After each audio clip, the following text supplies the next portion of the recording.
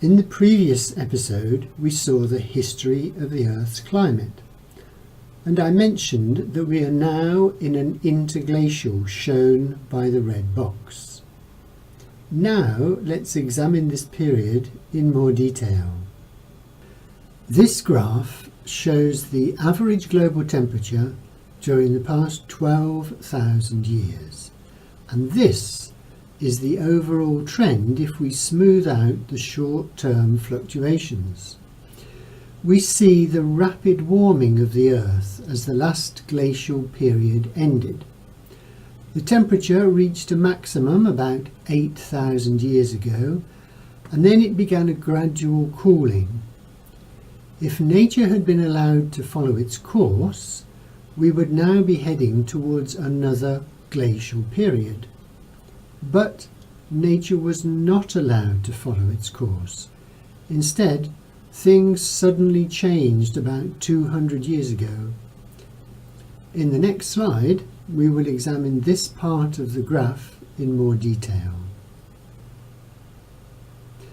This graph shows reconstructions of global temperature during the past 2,000 years. The descent towards the next glacial period, which we saw in the previous graph, was not consistent. Sometimes there were warmer periods, such as the medieval warm period at around the year 1100.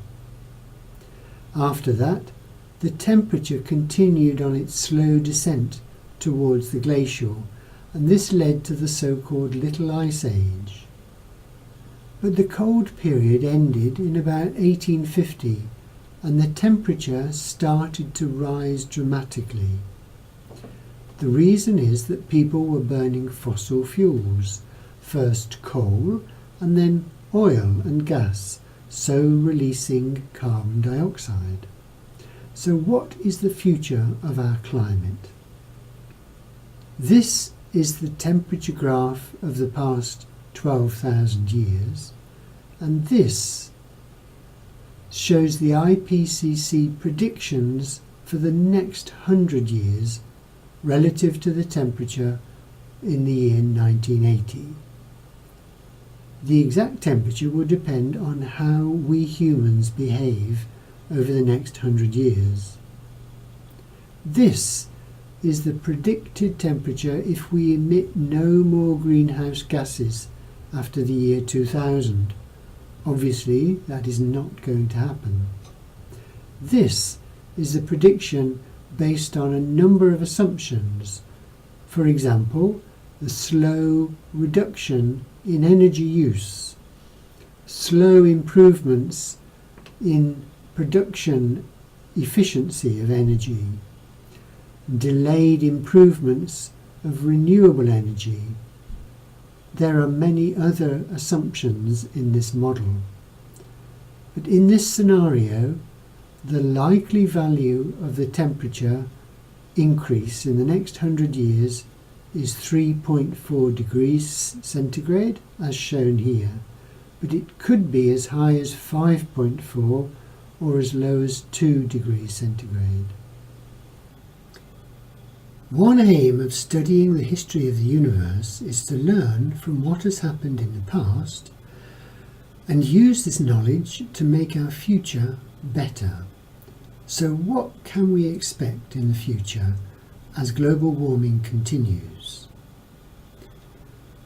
As tropical climates spread to more temperate areas, tropical diseases such as dengue fever, West Nile virus and Lyme disease will also spread, carried by the migration of animal vectors.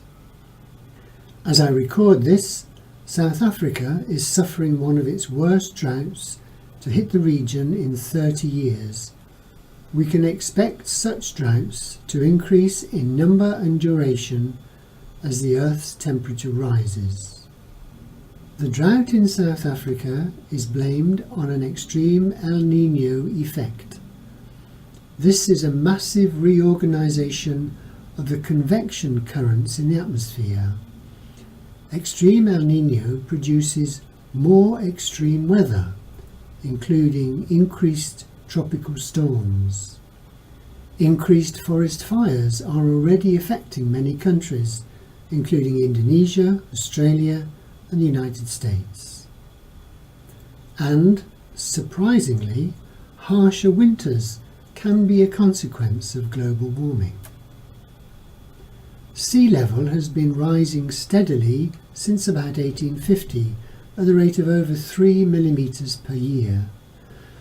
Global warming causes the sea level to rise both because the ice melts and because the seas expand as they warm. We are currently seeing many people trying to enter Europe, due mainly to the war in Syria. But even more people are currently leaving their homes because of environmental change, and this will increase in the future.